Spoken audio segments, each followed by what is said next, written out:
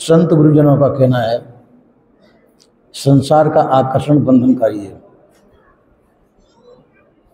संसार में पंच विषयासक्ति बंधन देने वाली है और विषय विरक्त पुरुष बंधन से छूटता है। हम संसार को देखते हैं, संसार में हमारी रुचि होती है और ये संसार की रुचि ही हमको संसार में बांध देती है। वैराग्यमान पुरुष संसार की रुचि नहीं रखते। रुचि न रखने से लोग बाग उसको पसंद भी नहीं करते। तो जब उनकी रुचि नहीं है तो उनकी तरफ भी किसी की रुचि नहीं होती, पर ये उनके लिए परम उपकारी है।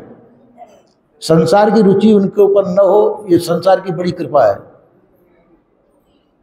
क्योंकि संसार की रुचि उनके ऊपर जो उनके अगर बंधन देने वाली हो तो बंधन उनको चाहिए नहीं, इसलिए वो बंधन से रहित रहना चाहते हैं, इसलिए संसार की रुचि से बाहर ही रहते हैं।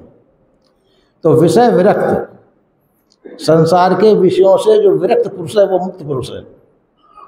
यदि हमें विषयारक्त हैं तो हम बंधन में हैं, क्योंकि यदि हमने साधु वेश भी पहन लिया फिर भी हम विषयासक्त हैं, विषयों में आसक्ति हमारी, तो हम बंधन के अंदर ही हैं।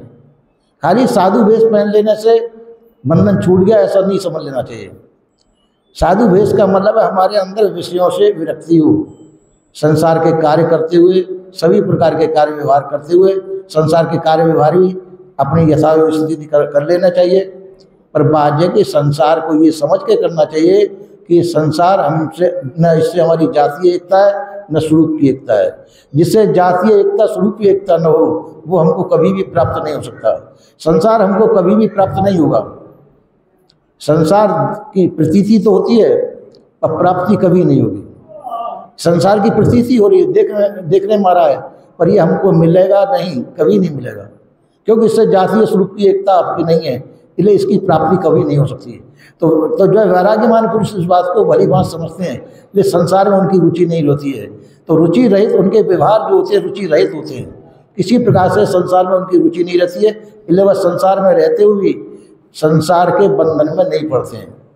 और जो रुचि रूप पर को जो कार्य किया जाता है वो हमको संसार में बांध देता है। सभी विज्ञ पुरुषों को ये कर्तव्य है, संसार में काम तो करें, संसार में रहें, पर संसार की रुचि न रखें तो बंधन से मुक्त रह सकते हैं, ऐसा संत गुरुजनों का कहना है।